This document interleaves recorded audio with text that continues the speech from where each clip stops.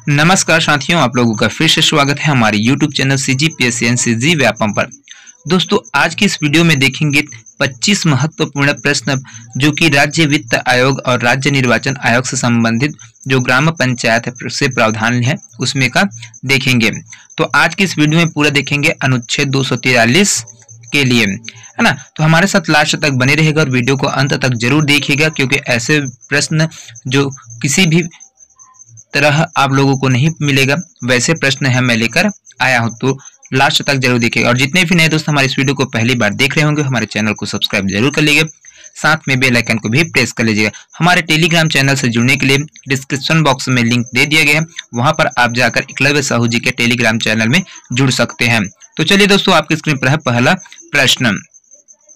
पहला प्रश्न बोलता है दोस्तों, यहाँ पर पहला प्रश्न है आपके बीच में, ग्राम पंचायत द्वारा अधिरोपित किए जाने वाले अनिवार्य करों में क्या सम्मिलित नहीं है।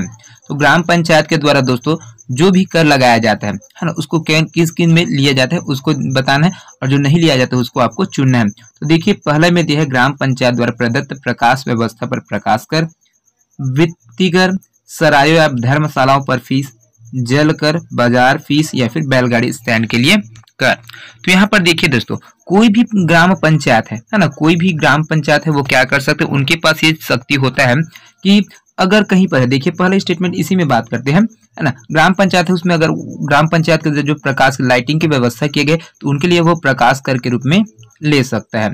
उसी प्रकार से वृत्ति कर है, उनके लिए भी जो कोई भी ग्राम पंचायत है उनके सीमा के अंदर कोई वित्तीय या फिर वृत्ति मतलब बोला जाता है ये व्यापार होता है ना, व्यापार। तो व्यापार अगर हो रहा है तो उनके लिए आजीविका में चलाने के लिए कोई भी व्यक्ति है तो वो क्या कर सकते हैं, वृत्तीय कर है उससे लिया जा सकता है।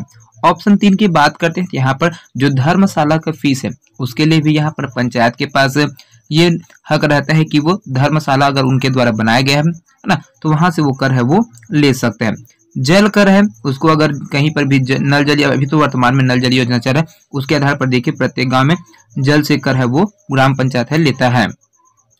पांचवा स्टेटमेंट है बाजार फीस, अगर ग्राम पंचायत के अंतर्गत उसके जमीन में कहीं पर भी जो बाजार लगता है, मार्केट लगता है, तो उनके लिए बाजार कर के रूप में वो ले सकता है। और आपका है ये बैलगाड़ी स्टैंड के लिए फीस, है ना।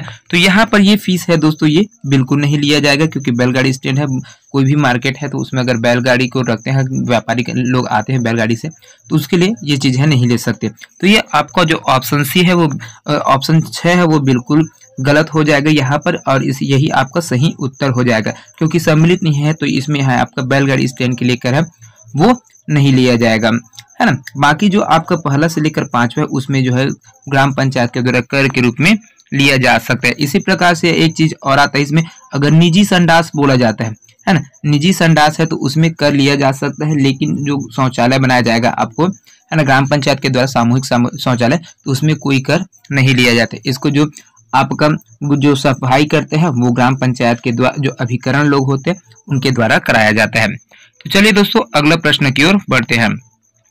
अगला प्रश्न है, बहुत ही महत्वपूर्ण प्रश्न है दोस्तों, पंचायती राज व्यवस्था मुख्यतः वित्त हेतु निर्भर होती है। तो पंचायती राज व्यवस्था के लिए वित्त है ना, जो बजट है वो कहाँ किसके ऊपर निर्भर होती है, विशेष करों पर, स्थानीय करों पर, शासकीय वित्त पर, या फिर संपत्ति पर, या फिर इनमें से कोई नहीं। तो ये दोस्तों यहाँ पर जो राज्य वित्त आयोग है उनके द्वारा इनके लिए जो वित्त है उनके लिए निर्भर किया जाता है। तो आपका ऑप्शन सी है वो बिल्कुल सही हो जाएगा, शासकीय वित्त पर है ये आश्रित होते हैं। इस प्रश्न को CGPSC के द्वारा 2017 में पूछा गया प्रश्न है। चलिए अगला प्रश्न की ओर बढ़ते हैं। अगला प्रश्न है आपका, किस प्रावधान के अंतर्गत राज्यपाल पंचायतों की वित्तीय स्थिति का पुनरावलोकन करने के लिए राज्य वित्त आयोग का गठन करता है। तो किसके तहत दोस्तों, यहाँ पर जो राज्यपाल है वो पंचायत की जो वित्तीय स्थिति है उसको जानने के लिए राज्य वित्त आयोग के द्वारा इसका गठन किया जाता है। तो किनके अनुशंसा पर किया जाता है, तो यहाँ पर जो है आपको ऑप्शन सी है वो बिल्कुल सही हो जाएगा। भारत के संविधान के अनुच्छेद 243 आई है, या फिर हिंदी में झ बोले, है ना, तो उसके अंतर्गत यहाँ पर वो जो समिति वित्त आयोग का गठन है वो कर सकता है, क्योंकि उनका पुनरावलोकन करने के लिए, स्थिति जानने के लिए वो अनुच्छेद 243 आई के तहत उनके पास शक्ति होती है और उनका गठन कर सकते हैं। चलिए अगला प्रश्न की ओर बढ़ते हैं। अगला प्रश्न है आपका यहाँ पर चौथा नंबर का, बहुत ही महत्वपूर्ण प्रश्न है।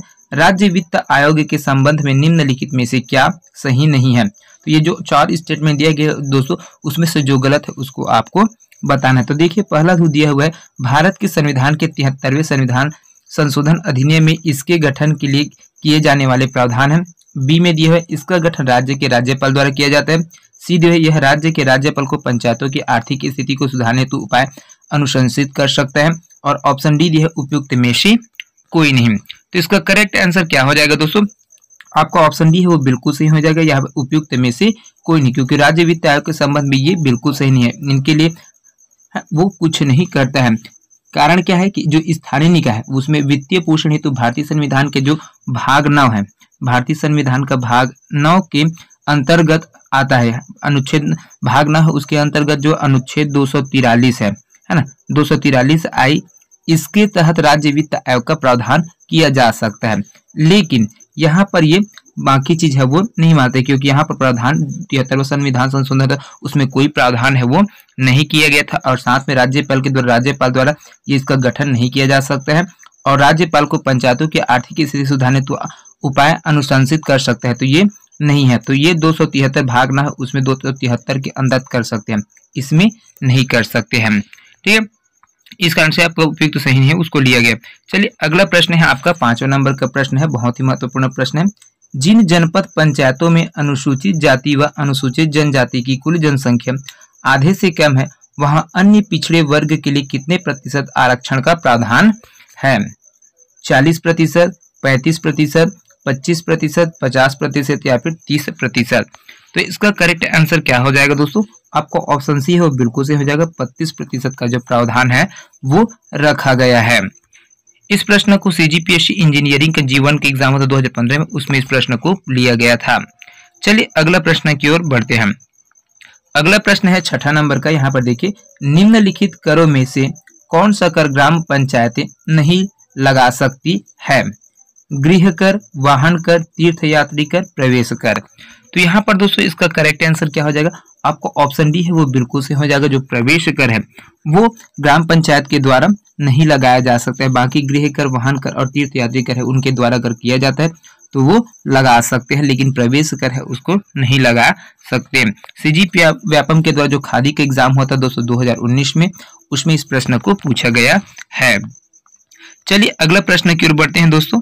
अगला प्रश्न है आपका, किसके द्वारा पंचायतों के लेखा और अंकेक्षण का रख रखाव किया जाता है? तो यहाँ पर पंचायत के जो लेखा जोखा है दोस्तों, अकाउंट है, और उसके लिए निरीक्षण है, अंकेक्षण का रख रखाव किया जाता है सरपंच द्वारा बनाए गए कानून के द्वारा, राज्य विधायिका द्वारा बनाए गए कानून के द्वारा, राज्य के वित्त आयोग द्वारा, या फिर ऑप्शन डी नियंत्रक महालेखक परीक्षक द्वारा। तो किनके द्वारा इनका अंकेक्षण और निरीक्षण है दोस्तों, जो लेखा है उनका किया जाता है? तो ये हो जाएगा, आपको ऑप्शन बी है वो बिल्कुल सही हो जाएगा।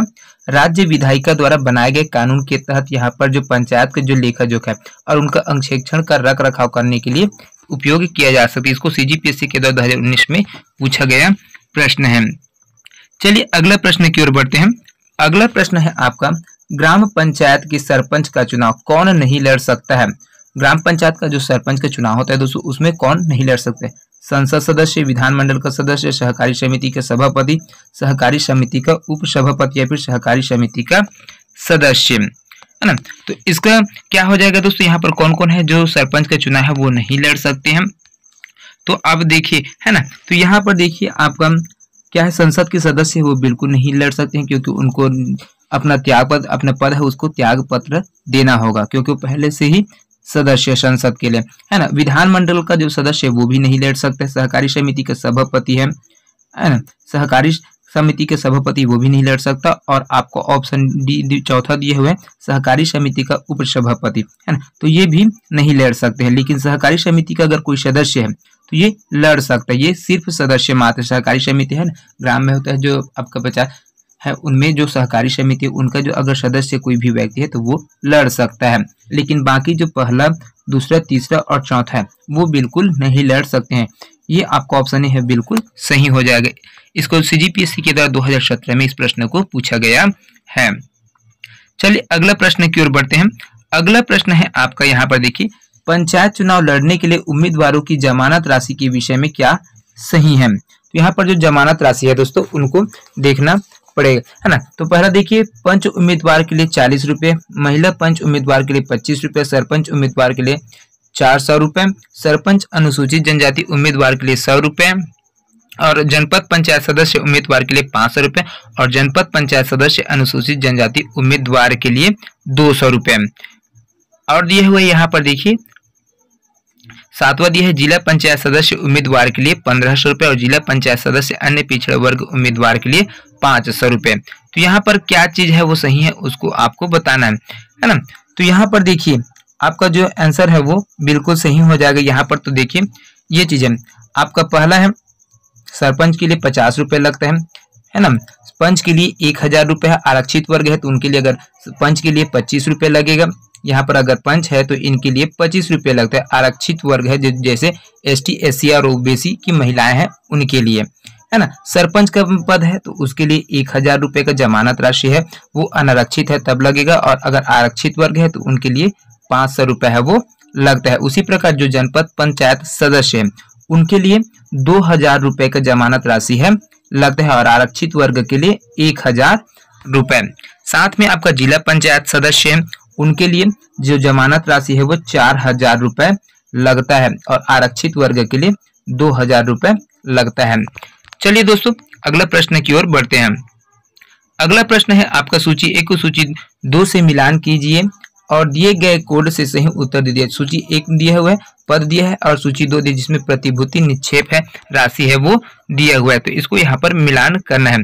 तो देखिए ऑप्शन आपके स्क्रीन पर दिखाई दे रहा है, तो यहाँ पर इसका बताना है ना। तो सरपंच है अनारक्षित है तो उनके लिए कितना लगे, पंच है तो दोस्तों उनके लिए अगर अनारक्षित है तो कितने रुपए लगेगा, यहाँ पर है वो आपका जो 40 रुपए है वो लगता है ना।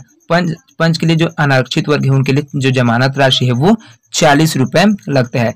सरपंच है ना, सरपंच है तो उनके लिए यहाँ पर जो आपकी जो जमानत राशि है, सरपंच है उनके लिए यहाँ पर है वो, सरपंच है उनके लिए यहाँ पर कितना लगेगा,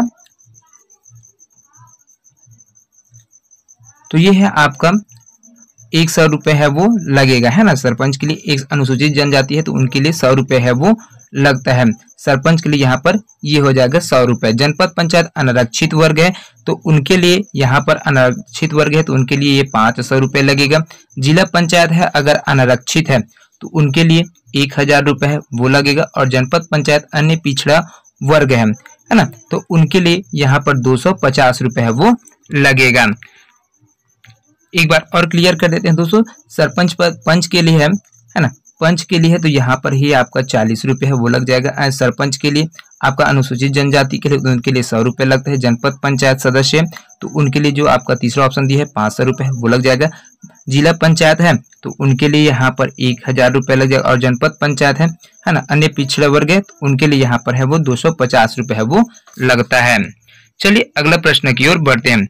अगला प्रश्न है यहाँ पर जो स्क्रीन है थोड़ा बड़ा हो रहा है दोस्तों, उसको दिखा नहीं पा रहा हूँ तो इसकी वजह से थोड़ा आगे पीछे हो रहा है, तो उसको मेंटेन कर लीजिएगा। जो बोल रहे हैं उसके हिसाब से आप सुन के मेंटेन कर लीजिएगा।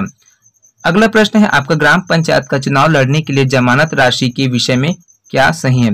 वार्ड मेंबर पंच के लिए 100 रुपये, वार्ड मेंबर पंच के लिए 40 रुपये, वार्ड मेंबर पंच के लिए 50 रुपये, वार्ड मेंबर पंच के लिए 50 रुपये, महिला अभ्यर्थी है तो उसके लिए 50 रुपये बोला जा रहा है। वार्ड मेंबर पंच है तो 550 रुपये, अन्य पिछड़ा वर्ग अभ्यर्थी। सरपंच है तो 200 रुपये, और सरपंच है तो 100 रुपये महिला अभ्यर्थी के लिए, और सरपंच है तो 150 रुपये अनुसूचित जनजाति। तो यहाँ पर देखिए दोस्तों, जो आपका जो जमानत राशि के लिए जो सही है वो चीज को आपको चुनकर बताना है। यहाँ पर क्या चीज है वो चीज को, तो यहाँ पर देखिए इसका जो आपका पंच है उसके लिए अगर आरक्षित वर्ग है ना, आरक्षित वर्ग है तो उसके लिए 25 रुपये लगते हैं। महिलाएं हैं अगर तब की बात है, लेकिन जो आपका है तो ये 40 रुपये, अगर अनारक्षित वर्ग है तो उसमें 40 रुपये आपको देना पड़ेगा। यहाँ पर महिला आरक्षित है तो यहाँ पर 50 दे, तो ये स्टेटमेंट गलत है। वार्ड में पंच है अनुसूचित जनजाति तो ये भी गलत है। अनुसूचित जनजाति के लिए 25 रुपये है वो लगता है ना। वार्ड मेंबर है पंच अगर 50 रुपये, तो अन्य पिछड़ा वर्ग तो ये भी आपका गलत है, क्योंकि जो अन्य अनारक्षित है तो उसमें यहाँ है ना, अनारक्षित है तब तो 40 लगेगा, लेकिन अन्य पिछड़ा वर्ग है तो उसके लिए 25 रुपये का ही प्रावधान है।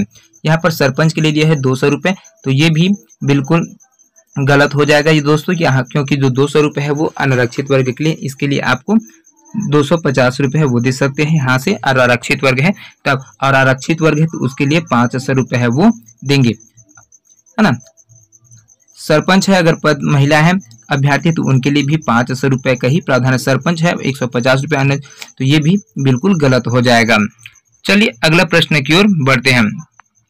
अगला प्रश्न है आपका यहाँ पर, पंचायती राज संस्थाओं में चुनाव लड़ने के लिए प्रतिभूति निक्षेप के विषय में क्या सही है। पंच 30 रुपये, ये बिल्कुल गलत हो जाएगा। पंच है ये बिल्कुल सही है, यहाँ पर आपका पंच है तो 40 रुपये लगता है।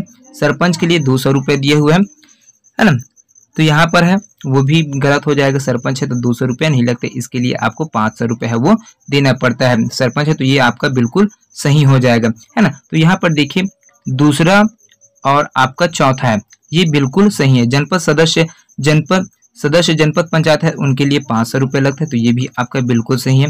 जनपद सदस्य जनपद पंचायत है तो उनके लिए 1 रुपये लगेगा, है ना, तो ये आपका यहाँ पर गलत हो जाएगा। जिला पंचायत सदस्य उनके लिए 1000 रुपये है वो लगता है ना। चलिए अगला प्रश्न की ओर बढ़ते हैं। अगला प्रश्न है आपका 5वां, है ना, यहाँ पर है 13वां नंबर का प्रश्न है, बहुत ही महत्वपूर्ण प्रश्न है दोस्तों यहाँ पर। तो देखिए क्या बोलते हैं, पंचायत चुनाव में प्रतिभूति निक्षेप की राशि अभ्यर्थी को वापस कर दी जाएगी। कब की स्थिति में वापस कर दिया जाता है दोस्तों, यहाँ पर देखिए उसका नाम चुनाव लड़ने वाले अभ्यर्थियों की सूची में प्रदर्शित न हो, यदि मतदान के पूर्व अभ्यर्थी की मृत्यु हो जाए, यदि उसे कुल मतदान के 1/6% मत प्राप्त हो, या फिर यदि वह चुनाव के 9 माह के पूर्व वापसी का दावा किया हुआ हो, है ना। तो यहाँ पर कब है उसके जो अभ्यर्थी उसकी जो जमानत राशि है उसको वापस कर दिया जाता है। तो यहाँ पर देखिए अगर कोई भी व्यक्ति उसका नाम चुनाव लड़ने वाले अभ्यर्थी की सूची में दर्शित नहीं तो उनकी जमानत राशि है उसको वापस कर दिया जाएगा। दूसरा है यहाँ पर देखिए यदि मतदान के पूर्व अभ्यर्थी की मृत्यु हो जाए तब भी इसके जो जमानत राशि है उसको वापस कर दिया जाएगा। और तीसरा देखिए यदि उसे कुल मतदान के 1/6 मत प्राप्त हो तो भी उसको क्या करा जाएगा, उसकी जमानत राशि है वो वापस कर दिया जाता है। लेकिन यदि वह चुनाव के 9 माह के पूर्व वापसी का दावा किया है तो उनको ऐसा नहीं दिया जाएगा, जमानत राशि उनको वापस नहीं दिया जाएगा। तो आपका पहला, दूसरा और तीसरा तीनों स्टेटमेंट हो सही, लेकिन चौथा स्टेटमेंट हो बिल्कुल गलत हो जाएगा। चलिए अगला प्रश्न की ओर बढ़ते हैं। अगला प्रश्न है 14वां नंबर का। यहाँ पर देखिए सारणी 1 को सारणी 2 से मिलाना है और नीचे दिए गए विकल्पों में से सही उत्तर चुनना है। तो यहाँ पर देखिए सारणी 1 में दिए हुए छत्तीसगढ़ पंचायत निर्वाचन है और मत पत्रों का रंग है। तो कौन से पद के लिए किस रंग के जो मत पत्र है वो दिए जाते हैं उनको आपको बताना है ना। तो यहाँ पर देखिए जिला पंचायत सदस्य है उसमें सफेद रंग दिए हुए है, जनपद पंचायत सदस्य है नीला, सरपंच के लिए गुलाबी और पंच के लिए पीला दिया हुआ है। तो इसको आपको सुमेलित करके बताना है। तो जिला पंचायत निर्वाचन के लिए मत पत्रों का जो रंग है वो चीज है आपको बताना है। तो जिला पंचायत सदस्य के लिए कौन सा रंग होता है दोस्तों, तो यहाँ पर आपको ऑप्शन सी है बिल्कुल से हो जाएगा गुलाबी। जनपद पंचायत सदस्य उनके लिए पीला रंग है वो दिया जाता है। सरपंच के लिए है ना, सरपंच के लिए जो आपका है ये नीला रंग है वो आ जाएगा और पंच के लिए है ये सफेद रंग का मत पत्र है वो दिया जाता है ना। तो ये आप लोग एक चुनाव दिए भी होंगे, जो भी वोट डाले होंगे तो उनमें आपने गौर किया होगा तो आपको याद भी होगा। यहाँ पर जिला पंचायत सदस्य जैसे वोट डालते हैं उनके लिए गुलाबी रंग का जो मत पत्र है वो रहता है। जनपद पंचायत सदस्य थे उनके लिए पीला रंग का रहता है, सरपंच के लिए नीला रंग का रहता है और पंच का है उनका सफेद रंग का है वो रहता है। चलिए अगला प्रश्न की ओर बढ़ते हैं। अगला प्रश्न है यहाँ पर 15वां नंबर का, बहुत ही महत्वपूर्ण प्रश्न है। राज्य निर्वाचन आयोग ने विगत पंचायत चुनाव में मत पत्रों का रंग निर्धारित किया था, उन्हें सुमेलित कीजिए। मतलब 2000 यहाँ पर 2020 है उसमें जो चुनाव हुआ था उस टाइम में यहाँ पर जो सरपंच, पंच, जनपद पंचायत सदस्य जो त्रिस्तरीय चुनाव है उसमें जो मत पत्र का रंग दिया गया था वो कौन कौन से थे, है ना। तो यहाँ पर देखिए आपका पंच के लिए, पंच है उसके लिए भी है ये सफेद रंग का होता है, सरपंच है उनके लिए आपका नीला रंग का होता है, जनपद पंचायत सदस्य है उनके लिए गुलाबी रंग का होता है और जिला पंचायत सदस्य उनके लिए पीले रंग है वो मत पत्र दिया जाता है। ऐसे प्रश्न है दोस्तों लगातार सीजीपीएससी व्यापम के द्वारा पूछा जा रहा है, जिसके दृष्टिकोण से बहुत ही महत्वपूर्ण प्रश्न है। चलिए अगला प्रश्न है 16वां नंबर का। यहाँ पर देखते हैं, पंचायतें यदि समय से पहले भंग होती है तो कितने समय के भीतर उनका चुनाव होना अनिवार्य है। जो ग्राम पंचायत है दोस्तों उसमें अगर पंचायत को भंग कर दिया जाता है किसी भी कारणवश से तो उनका जो चुनाव है पुनः चुनाव होगा वो कितने वर्ष के अंदर होगा, 2 वर्ष के भीतर, 1 वर्ष के भीतर, 6 महीने के भीतर 3 महीने के भीतर या फिर इनमें से कोई नहीं। तो जैसे भी अगर कोई पंचायत है वो भंग कर दिया जाता है तो उनके लिए आपको 6 महीने के भीतर ही दूसरा चुनाव है वो कराना अति आवश्यक हो जाता है, क्योंकि 6 महीने के भीतर पुनः चुनाव कराया जाना है, जिसे उपचुनाव कहते हैं। तो ये जो दूसरा उपचुनाव होगा वो क्या हो जाएगा, उपचुनाव कहलाएगा। पहला तो चुनाव था, लेकिन जब दूसरा बार कराया जाएगा तो वो उपचुनाव के अंतर्गत आएगा, है ना। जिसका कार्यकाल शेष अवधि, अगर इसका जो कार्यकाल है वो भी शेष अवधि जितना बचा है ना, मतलब आपका 4 वर्ष 4 महीना बाकी है ना, तो उनके ही अंदर इसको पूर्णतः कराया जाएगा। उतने दिन के कार्य अवधि के लिए जो उपचुनाव है वो कराया जाता है। चलिए अगला प्रश्न की ओर बढ़ते हैं। अगला प्रश्न है आपका, यदि पंचायत भंग होती है तो किस अवधि के अंदर निर्वाचन होना अनिवार्य है, 3 माह, 6 माह, 8 माह या फिर 1 वर्ष। तो इसका करेक्ट आंसर हो जाएगा दोस्तों आपको ऑप्शन बी है, वो बिल्कुल सही हो जाएगा। 6 माह के भीतर अगर कभी भी अगर हो सकता है, हाँ, तो एक चीज इसमें ध्यान रखना, अगर 2 साल है ना, मतलब 2 साल मतलब 2.5 साल 2.5 वर्ष हो अगर बीत गए हैं, उसके बाद अगर भंग कर दिया जाता है तो उनके लिए पुनः निर्वाचन है वो नहीं किया जाएगा, तुरंत तत्काल में नहीं किया जाएगा। उनके लिए जो ग्राम पंचायत के निर्वाचित व्यक्ति सदस्य उनके द्वारा जो कार्यकाल है वो पूर्ण कराया जाएगा। तो इसको ध्यान रखिएगा, बहुत ही महत्वपूर्ण प्रश्न है। चलिए अगले प्रश्न की ओर बढ़ते हैं। अगला प्रश्न है आपका, यहाँ पर देखिए, पंचायत चुनाव में नाम निर्देशन के साथ अभ्यर्थी के द्वारा क्या संलग्न करना अनिवार्य है। अगर ग्राम पंचायत चुनाव हो रहा है तो उसमें जो नाम निर्देशन मतलब नामांकन भरने के लिए जो भी अभ्यर्थी जो कैंडिडेट है वो जाते हैं, तो उनको क्या कौन कौन सा जो चीज डॉक्यूमेंट है वो उसको संलग्न करना अनिवार्य है ना, वेरिफिकेशन के लिए। तो यहाँ पर देखिए जो पद दिया है, अलग अलग पदों के लिए दिया गया है, तो उसको बताना है यहाँ पर, है ना। तो सरपंच पद के लिए स्वघोषणा पत्र, सरपंच पद के लिए स्वघोषणा पत्र, जनपद पंचायत के लिए स्वघोषणा पत्र, जिला पंचायत के लिए स्वघोषणा पत्र, पंच पद के लिए शपथ पत्र, सरपंच पद के लिए शपथ पत्र और जनपद पंचायत के लिए शपथ पत्र और जिला पंचायत के लिए शपथ पत्र। तो यहाँ पर दोस्तों जो अनिवार्य है वो चीज आपको ध्यान में रखना है ना। तो यहाँ पर देखिए जो आपको ऑप्शन है ना, ये बिल्कुल सही हो जाएगा। सरपंच पद के लिए जो शपथ पत्र है वो दिया जाता है, देना अनिवार्य है। जनपद पंचायत के लिए भी शपथ पत्र है वो देना अनिवार्य है और जिला पंचायत के लिए है उनके लिए भी शपथ पत्र है वो अनिवार्य है। लेकिन जो पंच पद है उसके लिए शपथ पत्र नहीं दिया जाता और ना ही स्व घोषणा पत्र है ये दिया जाता है ना। वर्तमान स्थिति है उसमें पहले के टाइम में स्व घोषणा पत्र वो देना पड़ता था सभी पदों के लिए, लेकिन अभी का जो वर्तमान स्थिति है उसके अनुसार जो निर्देशित किया जाता है तो शपथ पत्र जो कैंडिडेट है जिस पद के लिए खड़े हो रहे हैं है ना, उनके लिए आपको शपथ पत्र है वो देना होता है। चलिए अगला प्रश्न की ओर बढ़ते हैं। अगला प्रश्न है आपका, यहाँ पर देखिए 19वां नंबर का प्रश्न है, सरपंच के चुनाव में एक नामांकन पत्र अवैध घोषित किया जा सकता है यदि, है ना। अगर कोई भी अगर सरपंच चुनाव हो रहा है तो वहां पर जो नामांकन आपने किया है तो उसको अवैध रूप से घोषित किया जाएगा। किन कारणों से, नामांकन पत्र के साथ स्वघोषणा पत्र संलग्न न हो तब की स्थिति में, नामांकन पत्र के साथ शपथ पत्र संलग्न न हो तब की स्थिति में, नामांकन पत्र के साथ प्रतिभूति निक्षेप नगद जमा न किया हो तब, या फिर इनमें इस पर पंचायत सचिव के हस्ताक्षर न हो तब की अवस्था में, है ना। तो यहाँ पर देख सकते हैं यहाँ से तो कौन से अवस्था में दोस्तों उनको अवैध रूप से वो किया जा सकते हैं। तो इनके करेक्ट आंसर क्या हो जाएगा दोस्तों, तो यहाँ पर देखिए आपका जो पहला स्टेटमेंट है, नामांकन पत्र के साथ स्वघोषणा पत्र अगर संलग्न न हो तब की अवस्था में उनको अवैध है रूप से घोषित किया जा सकता है, और नामांकन पत्र के साथ प्रतिभूति निक्षेप नगद जो जमा राशि है ना, उनको अगर नहीं जमा किया गया है तब तो आपको जो अवैध रूप से उसको घोषित कर दिया जाएगा। तो आपको ऑप्शन ए वो बिल्कुल सही हो जाएगा, 1 और 3 है वो बिल्कुल सही हो जाएंगे। चलिए अगला प्रश्न की ओर बढ़ते हैं।